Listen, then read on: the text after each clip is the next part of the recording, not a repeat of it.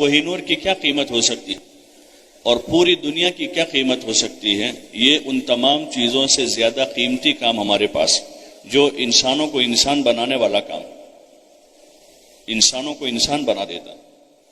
ہاں، افریقہ کے جنگلی لوگ انسان بن گئے، جو جنگلوں میں زندگی گزار رہے تھے، ان پر تبلیغ ہوئی، وہ انسان بن گئے۔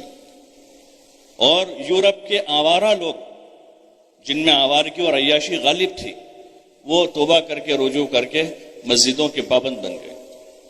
اور وہاں کی وہ لڑکیاں جنہوں نے بچپن سے ہی کپڑا نہیں پہنا تھا، وہ حجاب میں آ گئی، اور جہاں دور دراز تک علم کا کوئی نام و نشان نہیں تھا، وہاں ادارے قائم ہو گئے، اور وہاں مقامی علماء تیار ہو گئے۔ جہاں صدیوں میں، پیچھے صدی، 2 صدیوں 3 صدیوں تک اس مقام پر کوئی اہل علم نہیں تھا مقامی، وہاں اب ان کے افریقہ کے لوکل لوگوں میں علماء تیار ہو گئے، یورپ میں، فیجی میں، وہاں مقامی علماء تیار ہو گئے۔ یہ کشش، یہ جاذبیت، یہ تاثیر اس کام میں ہے۔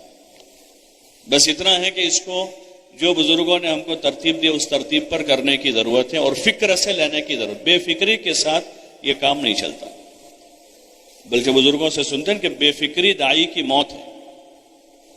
بے فکر اور مرا ہوا، ہم دیکھتے ہیں سست آدمی پڑا ہوا ہے، یہ زندہ لاش کہتے ہیں اس کو، کہ کچھ کرتا ہی نہیں، کھاتا پیتا سوتا رہتا ہے۔ اور ایک آدمی فکر مند ہے، دبلا پتلا ہے، بیمار ہے، لیکن حرکت کرتا ہے، کھیتی کرتا ہے، کماتا ہے، بچوں کی فکر کرتا ہے، بیوی بچوں کو پالتا ہے، محلے کے 2-4 کام کرتا ہے، حالانکہ بیمار ہے، کمزور ہے، بوڑھا ہے۔ بے فکری دائی کی موت ہے۔ تو ہمارا بھی یہی ہدف ہو جو حضور صلی اللہ علیہ وسلم اور صحابہ کا تھا، کہ ان کے کام میں ٹھہراؤ نہیں تھا، کسی جگہ ٹھہرے نہیں۔ اسی لیے تو اسلام میلوں کی رفتار سے روزانہ، اور خصوصاً جو ہے تو عمر کا دور ہے، حضور صلی اللہ علیہ وسلم کا زمانہ قربانیوں کا، مجاہدوں کا اور تربیت پانے کا دور رہا، کہ جس میں آپ کی اور آپ کے ساتھ صحابہ کی زبردست آزمائشیں ہوئی، زبردست آزمائشیں ہوئی۔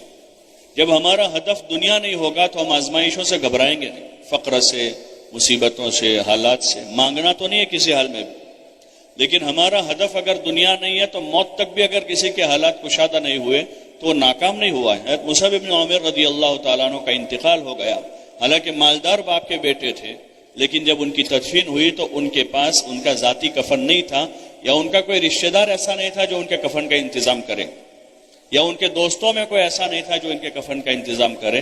تو وہ کفن جو ہے حمزہ کے لیے لایا گیا تھا، اسی میں سے ایک ٹکڑے میں ان کو کفن دیا، جس سے ان کا پورا جسم نہیں ڈھپا، لیکن حضرت مصعب بن عمیر رضی اللہ عنہ کا نام دنیا میں روشن ہو گیا، اور ہمیشہ ہمیشہ کی جنت کے وارث بن گئے، وہ ناکام نہیں گئے۔ ایسے بہت سارے صحابہ ہیں، بہت سارے صحابہ ہیں۔ یہ جو احد میں جو شہید ہوئے، احد میں شہید ہوئے حمزہ رضی اللہ عنہ اور دیگر جو لوگ تھے، وہ احد میں ہی دفن ہو گئے، وہی دفن ہو گئے، تو وہ دنیا سے ناکام نہیں گئے۔ اور حضور صلی اللہ علیہ وسلم کا گھرانہ ان سارے حالات سے گزر کر ناکام نہیں ہوا ہے۔ اگر ہمارے سامنے ہماری محنت سے آخرت ہے تو پھر ہمیں دنیا کے حالات کبھی پریشان نہیں کریں گے۔ ہمارا فقر، ہمارا فاقہ، ہماری تنگیاں، کاروبار کی کمی، وہ کبھی بھی پریشان نہیں کرے گی، بلکہ ہمارے سامنے اللہ کا خزانہ ہو کہ اللہ اپنے خزانے سے ہماری ضرورتیں پوری کر دے گا، اور جو دنیا ہماری مقدر کی اللہ نے رکھی ہے اس میں اللہ برکت دے دے گا۔ یہی ہم مانگ سکتے اللہ سے۔ حضور علیہ السلام نے یہی کہا کہ اللہ تو نے میری مقدر میں جو روزی لکھی ہے اس میں برکت دے دے، اور اس پر مجھے قناعت دے دے۔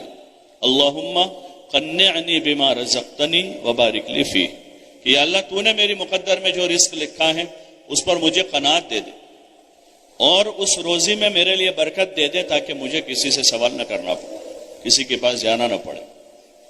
اس لیے جن اسباب پہ ہم لگے ہیں اس کے ساتھ ہماری کوشش یہ ہو کہ دن بدن ہم کام میں ترقی کریں، آگے بڑھیں۔ ہاں، اللہ آگے بڑھنے والوں کو آگے بڑھاتا ہے، والسابقون السابقون، آگے بڑھنے والوں کو اللہ آگے بڑھاتا ہے۔ اولئک ہم المقربون، کہ وہی مقرب لوگ ہیں جو نیکیوں میں، طاعات میں، خیر کے کاموں میں آگے بڑھتے ہیں۔ اور اتنی بڑی خیر کہ جس کے ذریعے ہم ہمارے خاندان سنبھل جاوے، ہماری بستی سنبھل جاوے، ہمارے علاقے میں دین آوے، اور پورے عالم میں دین زندہ ہو۔